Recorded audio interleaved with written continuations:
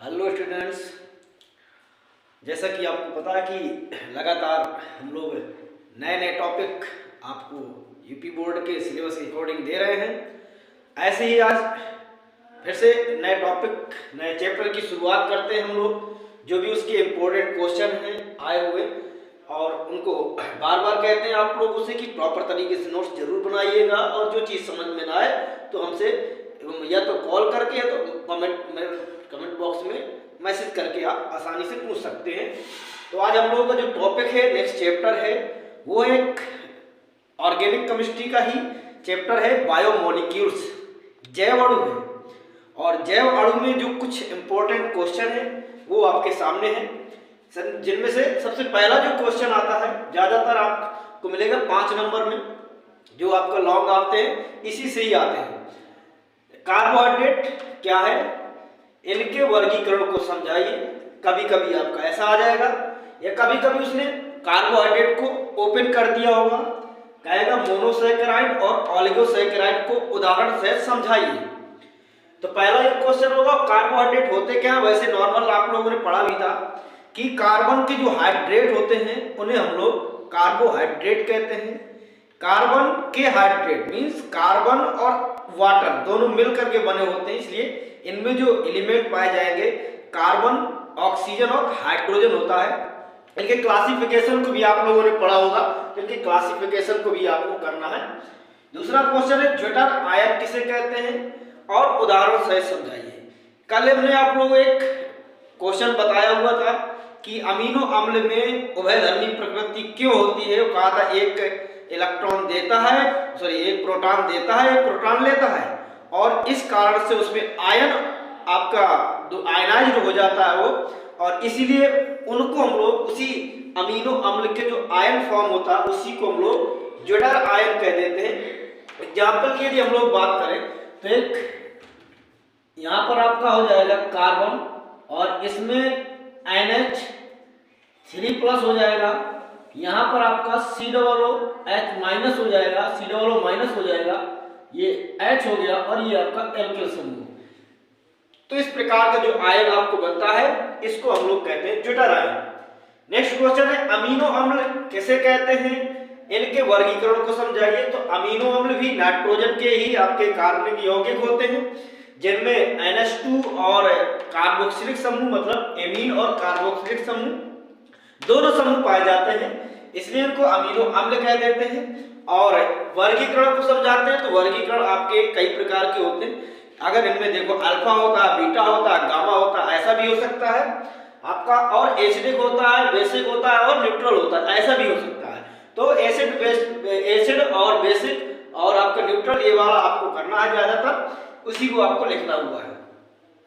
Molisch परीक्षण किसे कहते हैं, इसके द्वारा किसका परीक्षण किया जाता है। तो मॉलिस परीक्षण जो होता है, जो कार्बोहाइड्रेट का टेस्ट होता है उसको टेस्ट करने के लिए आपको ये यूज किया जाता है, तो उसको आप देख लीजिएगा। नेक्स्ट प्रोटीन क्या है, इसके महत्व एवं कार्य को बताइए। प्रोटीन एक एकलक इकाई आपका जो अमीनो अम्ल होता है उस अमीनो अम्ल की कई सारी एकलक इकाइयां मिलती हैं तो एक पॉलीमर का निर्माण करती है, उस पॉलीमर को ही हम लोग प्रोटीन कहते हैं। महत्व क्या होता है आपको सबको पता है कि ये प्रोटीन हमारे शरीर में मसल्स वगैरह का निर्माण करती हैं, कई सारे इनके वर्क भी होते हैं, इसको पढ़ लीजिएगा।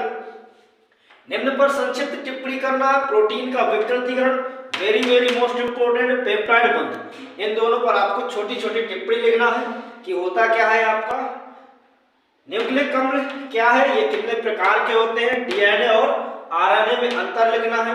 तो न्यूक्लिक अम्ल क्या है, न्यूक्लिक अम्ल की खोज किसने की, ये सब आपको देखना है। कितने प्रकार के होते हैं, प्रकार भी हमने मेंशन कर दिया यहाँ पर, डीएनए और आरएनए। और डीएनए और आरएनए को भी आपको क्या करना है, अंतर देना है कि इनमें दोनों में क्या अंतर होता है। डीएनए फिंगरप्रिंट क्या है, इसका उपयोग लिखिए। तो डीएनए फिंगरप्रिंट की बात करोगे तो और उपयोग की बात करोगे तो ये भी आप लोगों ने पढ़ा होगा कि ये डीएनए फिंगरप्रिंट बायोलॉजी में भी ये बहुत इंपॉर्टेंट क्वेश्चन है आपका, और साथ में केमिस्ट्री के लिए भी इंपॉर्टेंट क्वेश्चन है। नेक्स्ट ग्लूकोज को की निम्न के साथ अब क्रिया करवानी है। ब्रोमीन जल, फेलिंग विलयन, टॉलिन अभिकर्मक, सांद्राजनो3, हाइड्रोजिन और हाइड्रोजन साइनाइड, इन 6 के साथ में आपको ग्लूकोज की अब क्रिया करवानी है कि ग्लूकोज इनके साथ क्या बनाता है, कैसे रिएक्शन करता है, इन सब चीजों को आपको देखना है। वेरी वेरी मोस्ट इंपोर्टेंट है आपका 5 मार्क्स के लिए। फिर कह रहा है कैसे सिद्ध करोगे कि ग्लूकोज में 5 हाइड्रोक्सी समूह होते हैं और एक एल्डिहाइड समूह होता है। तो 5 हाइड्रोक्सी समूह को सिद्ध करने के लिए आप चाहे PCl5 की रिएक्शन करा दिए, चाहे आप एसिटिल क्लोराइड की रिएक्शन करा, सभी ये सिद्ध कर देंगे कि इसमें 5 हाइड्रोक्सी समूह पाए जाते हैं। वहीं एल्डिहाइड के लिए आप चाहे आप हाइड्रोजन से क्रिया करा दीजिए, हाइड्रोक्सिलेमीन से करा दीजिए, इन किसी से भी आप करा दोगे तो ग्लूकोज में सिद्ध हो जाएगा कि एक एल्डिहाइड समूह भी पाया जाता है। इसके बाद ग्लूकोज से ग्लूकोसाजोन कैसे बनाएंगे और ग्लूकोज और स्टार्च में क्या अंतर होता है, इसको भी आपको लिखना है। न्यूक्लियोसाइड एंड न्यूक्लियोटाइड में अंतर लिखना है। और न्यूक्लियोसाइड मींस जब आपके DNA पढ़ोगे तो उसमें आपको न्यूक्लियोसाइड भी मिलेगा और न्यूक्लियोटाइड भी मिलेगा। तो इन क्वेश्चंस को लगातार आपको प्रैक्टिस करनी है और लगातार प्रैक्टिस करोगे तो जाहिर सी बात है, आपको मैं फिर से कह रहा हूं कि दावा के साथ कह सकता हूं कि आप 70 में 70 नंबर ला सकते हैं अगर आप इन क्वेश्चनों को लगातार इस सीरीज को हमारी देखोगे। तो इसमें बेस्ट इंपॉर्टेंट क्वेश्चन, जैसे ही हमारी ये क्वेश्चन वाली सीरीज खत्म होती है तो फिर कुछ नेम रिएक्शन जो अब बची हुई हैं उनको भी हम लेके आएंगे और साथ में जितने भी कन्वर्जन होते हैं, जो भी आपकी बोर्ड एग्जाम में कन्वर्जन आए हुए हैं, जो आने की कैपेसिटी पॉसिबिलिटी रखते हैं, उनको भी आपके सामने हम आपको देंगे। पहले धीरे धीरे इन सब चीजों को लगातार आप देखिए और इनको लगातार याद करने का प्रयास कीजिए। धन्यवाद।